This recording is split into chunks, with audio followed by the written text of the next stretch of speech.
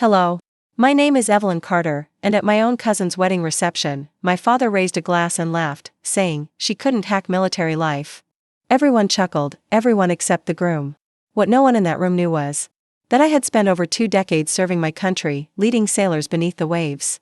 And in that moment, the groom stood, looked me in the eye, and saluted. If you feel the weight of that moment, drop of 1 in the comments below, hit like, and subscribe to support our stories. On a chilly Friday morning, November 11th, 2022, Veterans Day, Evelyn Carter pulled into a diagonal spot along Main Street and killed the engine. The autumn wind lifted the last gold leaves around her shoes as she stepped out, the air rich with wood smoke and ocean salt. Flags fluttered from lampposts. A hand-painted banner over the pharmacy read "Welcome Veterans." Someone had set folding chairs to hold a front row place for the parade. She paused outside the Main Street diner, where a sign in the window promised free coffee for vets and pumpkin pie by the slice. Through the glass, she could see the regulars hunched at the counter, paper cups of creamer stacked like little towers. Evelyn smoothed the hem of her simple navy dress and turned to grab her overnight bag. "Evie," a voice called, thin but steady. Frank Thompson stood half in the crosswalk with a paper sack splitting at the bottom. Apples were threatening to make a break for it. She covered the distance in 4 long strides, scooping the bag against her chest. "You shouldn't be carrying this alone," she said. "I won't be told otherwise," he grumbled, a spark of pride in the old mischief of his eyes. "Then let me walk stubborn with you," Evelyn replied. He puffed a laugh. The wind lifted the brim of his cap, Korea veterans embroidered in gold, and he leaned into her as they reached the curb. "You've always been more dependable than folks give you credit for," Frank said, catching his breath. "Let's get you warm," she answered. She eased the bag onto a booth inside the diner and brushed a leaf from his coat. The waitress, Louise, slid 2 mugs to a stop with a practiced clink. "Coffee's on us, Captain," she said out of habit to Frank, then to Evelyn, "and welcome home, honey." Evelyn smiled. "Just passing through." The bell over the door jangled again. Robert Carter stood there in his worn VFW cap, shoulders square as if the shipyard whistle might blow at any second. He scanned the room, gave his daughter a curt nod, and claimed the empty stool between 2 old friends. "Morning," Evelyn said. "Morning," he answered, as if the word were rationed. Louise poured him black coffee. The men started in on the usual talk: taxes, heating oil, the parade route. Evelyn folded her hands and waited, letting the steam wash her face. "So," Robert said at last without looking at her, "about tomorrow. Anna's put a lot into this day. Let's keep things simple. No fuss." "Of course," Evelyn said, "no talk that'll turn heads. Folks have had enough surprises these last few years." "I'm not planning a speech, Dad." One of Robert's friends, Leo, tapped his spoon on the counter. "Your girl still out at the base?" "Something like that," Robert said. "Tried the Navy once. Didn't stick. Now she keeps the papers moving." Evelyn felt the words land. She kept her gaze steady on the chrome napkin holder. Frank cleared his throat in his booth but said nothing. Louise, wise enough to sense undercurrents, freshened mugs and moved along. "Coffee used to be a quarter," Robert added to Leo, the corner of his mouth tugging. "Back when people knew what work was." Evelyn stood, slipping a bill under Frank's saucer. "I'll see you at the parade," she told him softly. "Evie," Frank said, "you be kind to yourself the way you're kind to everyone else." Outside, the air had sharpened. Brass players warmed up down by the green, notes wobbling into harmony. Families were setting out thermoses and donuts on their tailgates. Evelyn set her bag in the trunk and drew her coat tighter. At the far end of Maine, a black sedan turned in and eased along the row of chairs. Anna Brooks leaned forward from the passenger side, pointing with excitement. The driver's door opened, and Daniel Brooks stepped out in a tuxedo for the rehearsal, straightening by instinct into that quiet posture you learn on steel decks and in cramped briefing rooms. Evelyn watched him over the trunk lid. Recognition clicked into place with a soft, private certainty. She closed the trunk and lifted a hand in greeting that could have been a wave, could have been nothing at all. The wind shifted, and the flags along Main Street snapped in unison, as if the town itself were taking a breath and holding it. Tomorrow's reception would be simple. The truth she knew was not. The clinking of Robert Carter's glass rang out beneath the chandeliers, cutting through the jazz that drifted from the speakers. The reception hall hushed, the shuffle of forks and conversation dropping away as every head turned toward the head table. Robert stood with his back straight, champagne flute lifted high. The amber light caught the edges of his worn features. The proud tilt of a man who knew how to command a room. "Friends and family," he began warmly, "today we celebrate Anna and her fine new husband, Daniel Brooks." Applause rose, Anna glowing in her lace gown. Daniel gave a small nod, modest, though his posture carried the unmistakable discipline of a Navy officer. Robert pressed on, his voice swelling. "Daniel is a true Navy man. An officer like his grandfather before him, serving this country with honor beneath the waves. Courage like that doesn't come easy. Guests nodded, some veterans at the side tables tapping their glasses in approval. Anna beamed at her husband, eyes shining with pride. Evelyn sat toward the back with distant cousins, her hands folded tightly in her lap. She kept her expression neutral, though she felt Daniel's unease from across the room. He shifted in his chair, his smile forced, and now, Robert continued, his smile tightening, some of you may be wondering about my daughter, Evelyn. He paused, gesturing toward her with his glass. Heads turned, 100 eyes searching her out. She likes to say she's Navy too. A ripple of laughter stirred, light and uncomfortable. Aunt Helen leaned across her table and whispered loudly, didn't she drop out of the academy? A few chuckles answered. Robert chuckled with them. Yes. Evelyn works out at the base, keeps the papers moving. Important in its way, I suppose. Filing reports, answering phones. Nothing like what Daniel does. Real service, under pressure. That takes grit. The laughter spread, some polite, some awkward. Daniel's jaw tightened, his gaze flickering toward Evelyn. She sat motionless, her face calm, though the sting burned in her chest. Robert raised his glass higher, sealing his point. She couldn't hack military life. But at least she's found steady work somewhere. And so, his voice swelled again, to Daniel and Anna. May your marriage be blessed with the honor and dedication that true naval service requires. Guests lifted their glasses, echoing the toast. The hall rang with clinking crystal, but a nervous current ran under the sound. Some eyes lingered on Evelyn, sympathy mingling with curiosity. Aunt Helen smirked into her cider. At the bar, a young server collected bills from the tip jar, cheeks flushed. Sinatra's "Fly Me to the Moon" floated overhead, the lyrics oddly tender against the moment's cruelty. A cousin signed the guest book near the door, pen scratching while the room hummed with forced cheer. Daniel did not drink. His eyes locked on Evelyn's, sharp and questioning, as though a puzzle had fallen into place. She held his gaze without flinching, her stillness louder than protest. In that silence, something shifted, an understanding, unspoken, that truth was sitting at the table with them, waiting to be named. Daniel excused himself from the head table, his chair scraping lightly against the polished floor. Conversation at the front continued, but several eyes followed him as he wove between crowded tables. The chandeliers cast pockets of light across the wood-paneled walls, leaving the corners in a soft dimness. Evelyn sat there, partly shielded by a pillar. Her posture composed as she stirred a cup of cider she hadn't touched. Commander Carter. Ma'am. His voice was low but formal. Evelyn's hand stilled on the cup. Her eyes narrowed, the mask of calm slipping for just an instant. Excuse me, she asked, though the title struck too true to be a mistake. Daniel leaned slightly forward.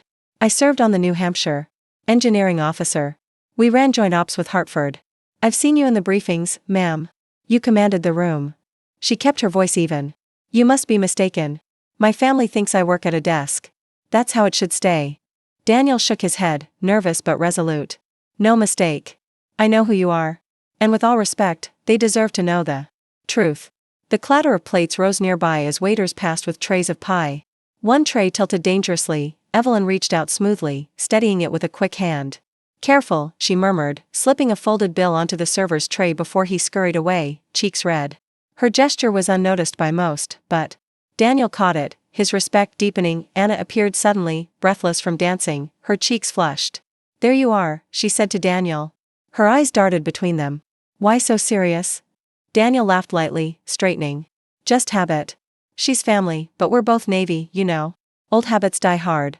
Anna grinned, satisfied, and hurried back toward the dance floor, lace swishing behind her. Silence lingered a moment before Aunt Helen drifted near, carrying a half-empty glass of cider. She leaned against the wall, voice pitched just loud enough. So, Evelyn, tell Daniel about your office work. Filing reports, isn't it? Must be quite the adventure. Her smile was sharp. Evelyn inhaled slowly, but before she could answer, Daniel's jaw tightened. His hands curled at his sides, frustration plain. She doesn't work at a desk, he muttered, almost to himself. Evelyn touched his sleeve, stopping him. Don't, she said quietly. Not here. Helen arched a brow, amused at the tension, and wandered off to spread whatever she thought she had overheard. Daniel's shoulders rose and fell as he struggled to contain himself. With respect, Commander, I can't sit through another word of that. You shouldn't have to. Daniel, Evelyn began, but he was already straightening. Forgive me, he said, voice clipped, and turned sharply toward the head table. His stride was purposeful, weaving back through startled guests. Evelyn rose at once, alarm flashing in her eyes. She could feel the ripple moving through the room as heads swiveled to watch him. The hum of chatter softened into a curious murmur, tension pulling the air taut as Daniel made his way toward her father. The laughter at Robert's table faded as Daniel Brooks rose to his full height, his chair pushed back with a firm scrape. The reception's warm chatter faltered, forks stilled over plates of sweet potatoes and turkey. Sinatra's "The Way You Look Tonight" drifted from the speakers, then seemed to vanish into the tense hush. "Sir," Daniel began, his voice carrying clearly, with respect, "there's been a grave mistake about your daughter." Robert blinked, baffled. "What are you talking about?" Daniel drew a breath. "Evelyn Carter is not a clerk. She is not moving papers on a desk. She is the commanding officer of the USS Hartford, a nuclear-powered attack submarine." A wave of shock rippled through the room. Aunt Helen gasped so loudly that head swiveled. "That can't be true," she blurted. Murmurs surged like wind through trees, disbelief, curiosity, even fear. Robert straightened, defensive. "She never told us. She's not cut out for that kind of responsibility." His tone was brittle, like glass ready to shatter. Evelyn rose from her corner table and walked forward. Her heels clicked steadily on the wood floor, each step drawing every eye. She stopped beside her father, her voice calm but firm. "Because you never asked, Dad." The silence deepened. Guests clutched napkins, glasses half raised and forgotten. Even the waiters froze at the edge of the room. Robert's jaw worked soundlessly, his denial breaking against her composure. Daniel's gaze shifted between them. Then, with deliberate precision, he stepped back, straightened his spine, and raised his hand in a crisp salute. The gesture cut the air like a blade. He wasn't required to salute indoors, not out of uniform, but respect had its own rules. The veterans scattered among the tables stirred, some nodding with slow recognition. One elderly man placed his fork down reverently, eyes shining. A young cousin whispered, "She's really a captain," only to be hushed sharply. Robert's face drained of color. He stared at his daughter as though seeing her for the first time, the proud image he had built of her collapsing into something larger, heavier, and undeniable. His lips parted, trembling. "If this is true," he whispered hoarsely, "then I never knew you at all." The room seemed to hold its breath as Evelyn faced her father, the echo of Daniel's salute still hanging in the air like a bell that refused to fade. Every guest had gone silent, forks resting on half-eaten pie, coffee cooling in cups. The chandeliers glowed warmly above, but the November wind rattled the tall windows, as if reminding everyone of the cold reality outside. Robert's hand shook as he lowered his glass.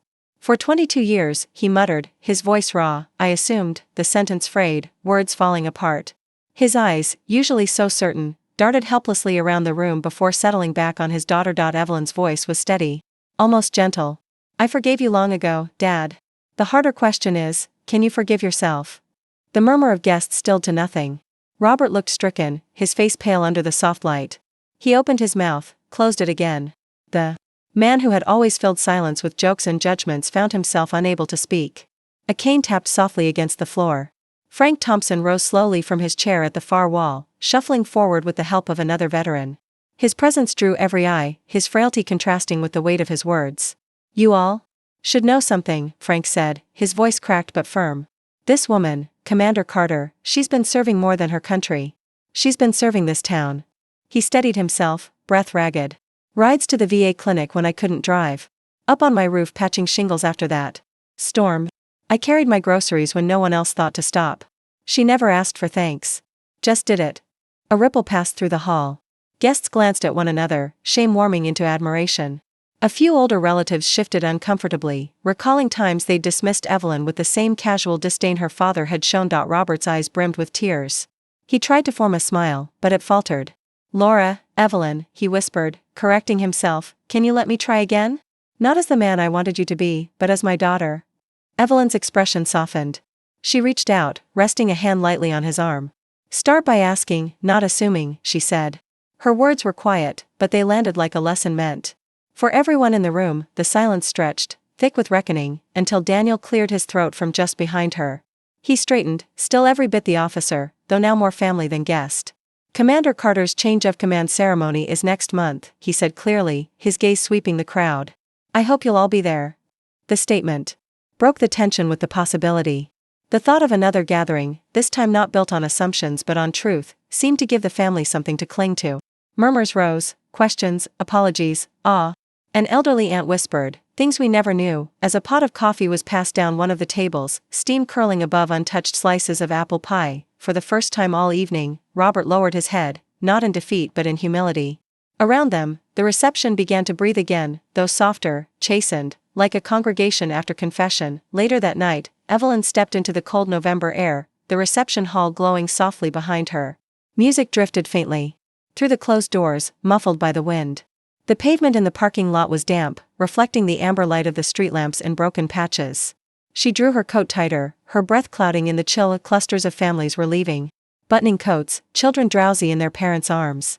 Conversations carried on the night air, complaints about the taxes coming due, jokes about the weather turning early this year. Main Street stretched in the distance, still dressed with Veterans Day banners that fluttered stubbornly in the gusts.